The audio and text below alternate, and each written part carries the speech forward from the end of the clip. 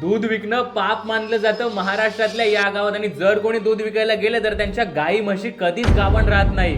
तर 10 दिवस 10 अनोखे गाव या आपल्या सिरीज मध्ये आज आपण बघणार आहोत हे रहस्यमयी गाव. आता गावात आहे ना अनेकांनी दूध विकायचा प्रयत्न केला, पण काहींचे गोठे जळले, काहींची जनावरं आजारी पडली आणि काहींच्या गाई म्हशी तर कधीच गाभण राहिल्या नाही. त्याच्यामुळे ही हिंमत आता कोणच करत नाही. आता दूध का विकत नाही याचं कारण गावकऱ्यांना आजही माहिती नाही, परंतु आपल्या आजोबा पंजोबांपासून त्यांनी कधीही कोणाला दूध किंवा दुधाचे पदार्थ विकताना पाहिलं नाही. आजच्या पंजापासून दूध विक्री बंद आहे. देवाचे असल्यामुळे दूध विकत नाही.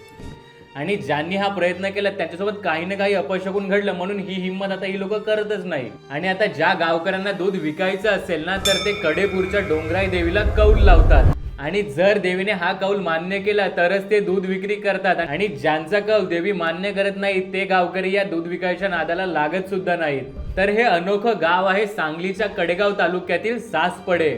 तर या अनोख्या गावाची ही रहस्यमयी गोष्ट तुम्हाला कशी वाटली मला कमेंट करून नक्की सांगा. आणि तुमच्या माहितीत असे अनोखे गाव असतील तर मला नक्की सांगा, आपण त्यांच्यावर सुद्धा एक व्हिडिओ नक्की बनवूयात.